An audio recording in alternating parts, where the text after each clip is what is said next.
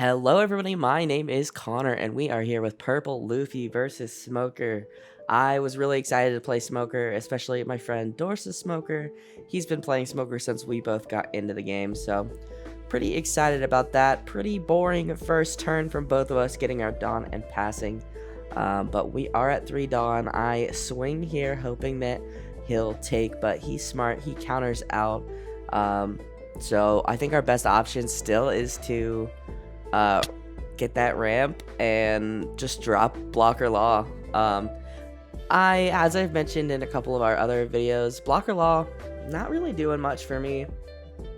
Thinking about trying a couple other options. Specifically, I'm thinking about maybe blocker kid, Eustace kid, or 7-drop kid. Those are kind of catching my eye right now, but I don't know if we will change that soon. We are going to be playing a little bit of Smoker this week, and I'm fiddling with a Katakuri build to try and find something I like. I'm determined to play Katakuri, and I'm actually making a Katakuri playmat, which I do make playmats, 1000noble.com. That's where you can get any playmats that I design. I sell digital files and printed playmats. Check it out. Enough about me, though. My opponent going ahead and tapping all his Dawn to play. Is that finger pistol? Taps the Dawn, gets rid of finger pistol, mills a Ice Age, and just the Ice Age. I thought he milled something else off of that, but I am mistaken. Swing in 5. He goes ahead, swings 5 with lead after finger pistoling the Law Blocker, and we take, getting a Sangoro. Wow, we love seeing the Sangoro. And we are at 7 Dawn now. No, 6. I can't do math. Math is hard. We're at 6 Dawn now, so there is a possibility that I could ramp into Luffy Taro. I don't hate that. We go ahead, poke 5, and he ends up taking.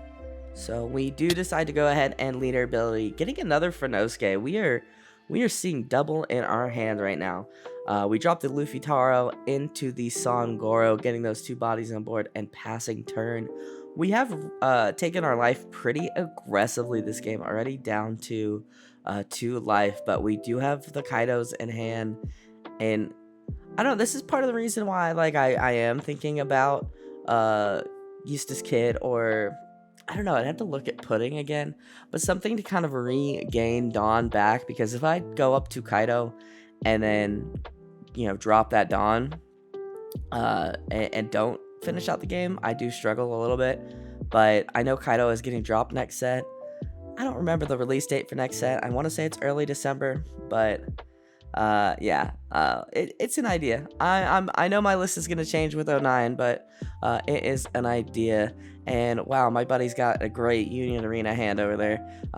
Speaking of, we are posting a Union Arena video a little bit later today, but back to the game. My opponent has decided to drop the 3-cost Hina, the beautiful alt art Hina from the best collection that he got from me. I think he, playing Smoker, being a Smoker guy for as long as I've known him, yeah, he's getting more used to that Hina. So he ends up using leader ability, minusing Sangoro, but not being able to remove it, thankfully. So we are going to get that card draw, and we are pretty close to 10 Dawn. I think we're at 8 Dawn right now. We swing 8, and they go ahead and take. And I think I'm debating on if I want to ramp to drop Kaido, and I decide to play it safe just because of how much they have. They do have more than 7 cards in hand, so there I am picking 2 cards. And we get the Shockwave and the Kobe. So nothing too crazy. Kobe could have definitely helped with some removal. But yeah, I'm not too upset about that. With the remaining 4 Dawn, we have an option. We could swing with the Sangoro and switch. We're going to swing. We get the Magellan. Now, if I had the Dawn to play Magellan, I think I would. But we go ahead and pass. I think we leave 4 Dawn up. Kind of poor Dawn management, but I'm sitting in a really commanding position right now, so I'm not super worried. Maybe I should be. And turns like these have me thinking about putting in an event. Like I know one of the guys at my locals is running Blast Breath in his purple Luffy. And then when 09 comes out, he will be replacing that with Gum Gum Giant. And so I might put an event in just to kind of, what is the word? Prep myself for using Gum Gum Giant.